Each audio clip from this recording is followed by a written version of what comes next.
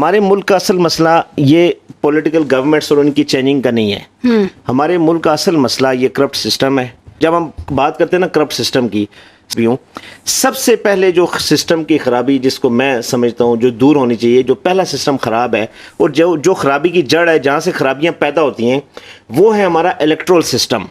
Electoral system, کیونکہ وجہ یہ ہے کہ یہ وہ سسٹم ہے جس سے آپ نے ان لوگوں کو چوز کرنا ہے، ان لوگوں کو اوپر لے کے آنا ہے جنہوں نے سسٹم کو سنبھالنا ہے. باقی سسٹمز اسی کے بعد بننے بھی ہیں اور چلنے بھی ہیں. یہ سسٹم یا تو بنتے ہیں یا چلتے ہیں، بنایا جاتا ہے، چلایا جاتا ہے.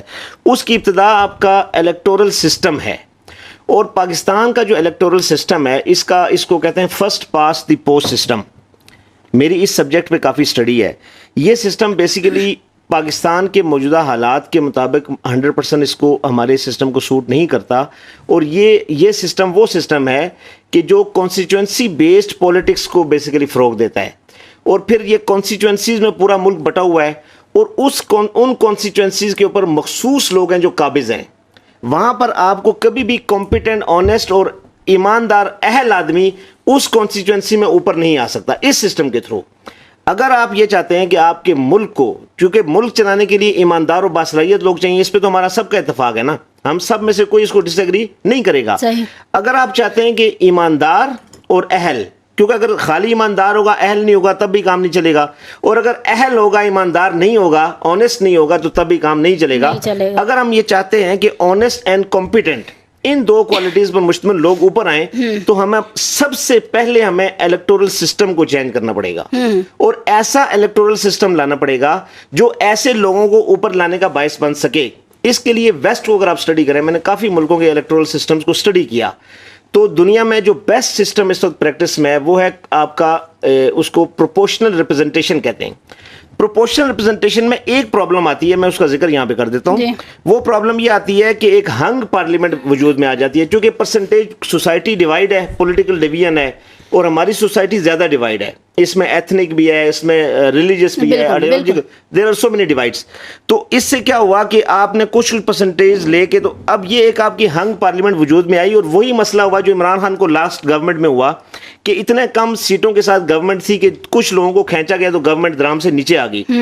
اس پروپورشنل ریپرزنٹیشن کے اندر ہنگ پارلیمنٹ والے ایشو کو ایک یونان نے اور کچھ ملکوں نے ایڈریس کیا. کیسے ایڈریس کیا؟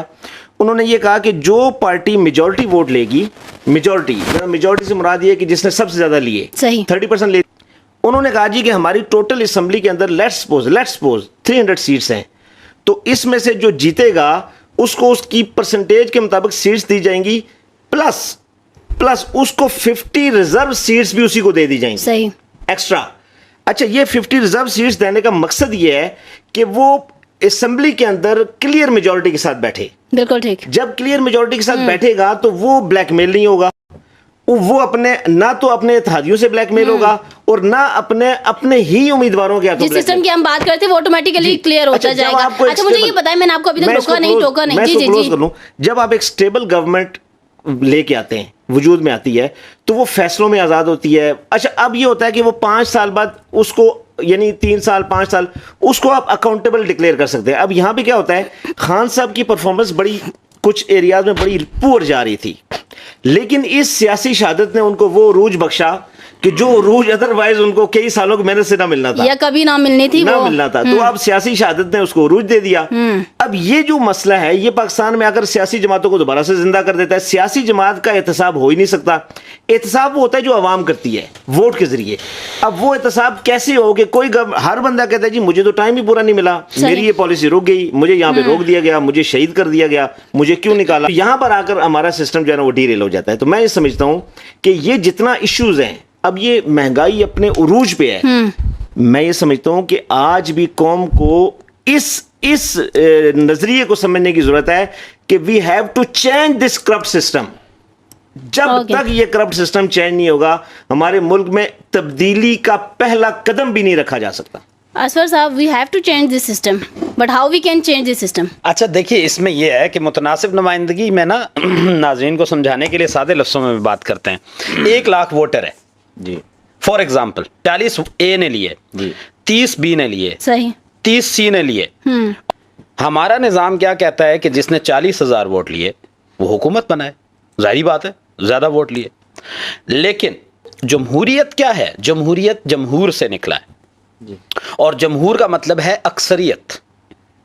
اب یہ اکثریت کا گلا تو یہ ہمارا جمہوری نظام یہیں پہلے سٹیج کے اوپر گلا گھونٹ دیتا ہے جمہوریت کا. کیسے کہ 30 ہزار کے 2 ٹکڑوں میں بٹے ہوئے جو ووٹ تھے پارٹی بی اور پارٹی سی کے, وہ بیک فٹ پہ چلے گئے, اور 40 ہزار جو انٹیکٹ ووٹ تھا اس نے سرکار بنا لی. یہ بنیادی ایلیمنٹ ہے متناسب نمائندگی. میں نے سوچا کہ اس کو ہم کلیئر کر دیں. دوسری بات یہ ہے کہ دیکھیں, مجھے یاد ہے جب آزاد عدلیہ کی مہم چل رہی تھی تو میں آئی واز ان جیل, بہت سارے لوگ جیل میں تھے. تو یہ پرویز مشرف کے دور میں وہاں ہم نے ایک وہ ہیں socialist writer M R Shibli, ان کی میں نے کتاب پڑھی پاکستان کے دہ خدا. مجھے نہیں پتا کہ کتنے دوست میرے ناراض ہوں گے, لیکن شاہ محمود قریشی صاحب کے پردادا, ٹھیک, چودھری نثار علی خان صاحب کے بزرگ, اور اس طرح کے کئی, اور یہ فیصل آباد کے ٹوانا خاندان کے بزرگ, اور اس طرح کے کئی لوگ, یہ شاہ جیونا والے جو گدی نشین ہیں ان کے بزرگ, یہ سب کے سب ایم آر شبلی کی کتاب کے مطابق یہ سب کے سب وہ لوگ ہیں جو تحریک آزادی 1857 سے لے کے 1947 تک برطانوی سامراج کے وہ باج گزار رہے, اور ان سے پیسے لے لے کر جو مسلمان یا ہندو جو بھی آزادی پرست لوگ ہندوستان کے برطانوی سامراج سے لڑتے تھے, یہ ان کی غداری کرتے تھے کہ یہ فلان جگہ چھپے ہوئے ہیں, فلان جگہ چھپے ہوئے ہیں, ان کو پھر وہ برطانوی فوجی آ کے ان کو مارا کرتے تھے. Being analyst, being narrative builder, مجھے یہ کہنا پڑ رہا ہے کہ یہاں پہ بنیادی طور پہ یا تو اس ملک کے کرتے دھرتوں نے یہ فیصلہ کرنا ہے کہ ہم نے نظام کو اس سٹرکچر میں ہمارا اپنا جو پولیٹیکل آکیومنٹ کھڑا ہے, ہمارا اپنا جو کرپشن کا آکیومنٹ کھڑا ہے, یہی لوگوں نے ڈیسائیڈ کرنا ہے. یا تو ہم اب اس مرحلے کے اوپر پاکستان کا نظام پہنچ چکا ہے, اتنا راٹن ہو چکا ہے, اتنا تعفن زدہ ہو چکا ہے کہ یا تو وہ خود اس کو فیصلہ کریں گے کہ اس کی سروائیول اسی میں ہے کہ اس کو اب بریک کیا جائے اور اس کو پبلک فرینڈلی بنایا جائے, جمہور کے لیے آسان بنایا جائے, یا وہ فیصلہ کریں گے. یا میں یہ بالکل لوگ اس سے ایگری کریں گے جو جاننے والے ہیں کہ میں یہ عرض کروں گا کہ نہیں تو یہ نظام کا ریلا انہیں وہ جو بینیفیشریز ہیں نا ان سمیت سب کو بہا کے لے جائے گا. There is no more time of survival for this corrupt elite, no more time. اس وقت ہم بالکل ایک ایسی تاریخ کے دھارے پہ آگے کھڑے ہو گئے. موقع تو دیجئے. یہ ایسے ڈاج کھیلتی ہے یہاں کی جو ہماری establishment, not political elite, establishment ایسا ڈاج کھیلتی ہے, ایسا پزل, جگسا پزل کھیلتی ہے کہ پبلک کو سمجھ ہی نہیں آتی ہوا کیا ہے, اور انہی کی جوتی انہیں کے سر. اچھا, شبلی صاحب کی جس کتاب کا حوالہ دیا, ایک جملہ آپ کو بتا دوں, شبلی صاحب جس کتاب کا حوالہ دیا, وہ جو انہوں نے اپنے پالتو اس وقت پیدا کیے نا, بعد ازاں ان کو پاکستان کو مختلف حصوں میں تقسیم کر کے ہر علاقہ ایسے ایک پالتو کو دے دیا گیا, اور اس پالتو کو سپورٹ کرنے کے لیے یہ سسٹم اس کو سپورٹ کرتا ہے جس کو میں کہتا ہوں کانسٹیٹوئنسی بیسڈ پولیٹکس. یہ پھر وہ بندہ وہاں پہ قابض ہے, تو اصل میں قابض وہی ہیں جنہوں نے اس کو آزاد کیا. میں اس میں گزارش کروں, دیکھیں پاکستان میں پارلیمانی نظامی حکومت ہے, اور پارلیمانی نظام حکومت میں جو ہمارا نظام حکومت اس وقت چل رہا ہے, اس کے اندر ڈیفینیٹلی خوبیاں بھی ہیں, اس کے اندر خامیاں بھی ہیں. کہ اب سب ادارے جو ہیں جو پاکستان میں حکومت کرتے ہیں, دیکھیے پاکستان میں وزیر اعظم صرف حکمران نہیں ہوتا.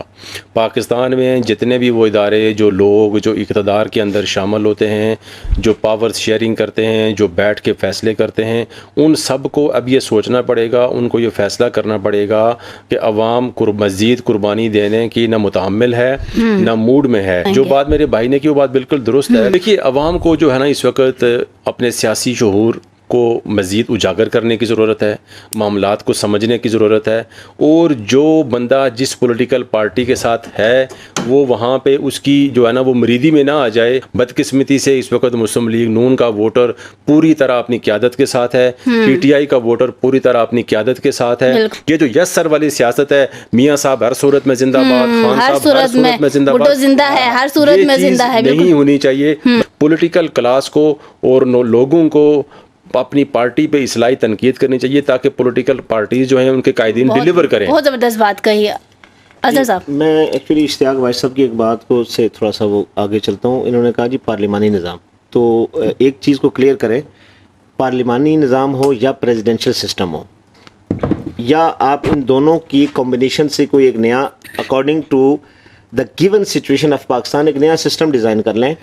मसला इसके साथ नहीं है, यहाँ पर लोग थोड़ा सा इसमें कंफ्यूज होते हैं कि जी हमारा पार्लिमानी नहीं सदारती होना चाहिए, सदारती नहीं पार्लिमानी, कुछ सदारती कुछ पार्लिमानी। बिल्कुल ठीक कह रहे हैं। मैं ये कहता हूँ मसला इन दोनों सिस्टम के साथ नहीं है, इनमें से कोई एक ले आए या इन्हीं दोनों को मिला के एक तीसरा ले आए। मसला आपके इलेक्टोरल सिस्टम के साथ है, क्योंकि वजह ये है आपने बात कही थी एग्जैक्टली जो आपने the way you are going to choose the people who will rule the country, that way should be changed.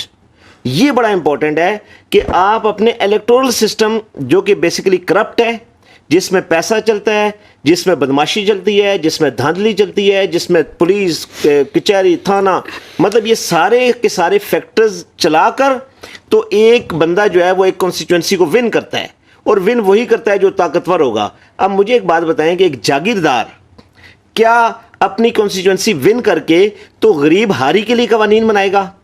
एक इंडस्ट्रियलिस्ट खुद विन करके या किसी को विन करवा के क्या अपनी इंडस्ट्री के खिलाफ कानून साजी होने देगा? सही। तो लिहाजा असल मसला आपका आपके इलेक्टोरल सिस्टम के साथ है, इसको चेंज होना चाहिए। और जो ही ये चेंज होगा तो आप यानी कि आप अहल और दयानतदार लोगों को ऊपर लाएंगे, एक बात।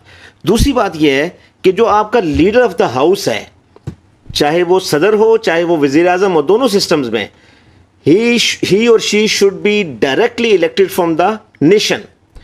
He should be a leader of the nation. He should not be elected through elected representatives.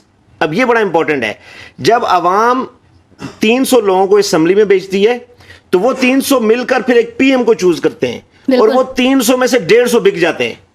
यानी आवाम का वोट लेकर उस वोट को करोड़ों रुपए में बेचते हैं ये बदमाश, ये बेसिकली चोर, करप्ट, लुटेरे। पे आवाम की नॉलेज में आवाम को पता है इन सब बातों का। ये लुटेरे आवाम की उस वोटों को बेचते हैं।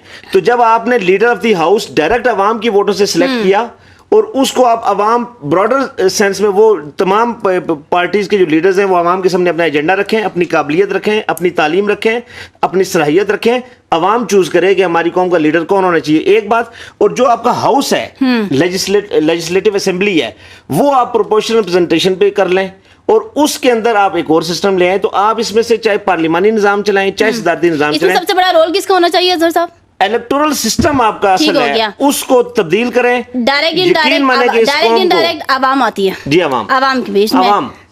सही ठीक।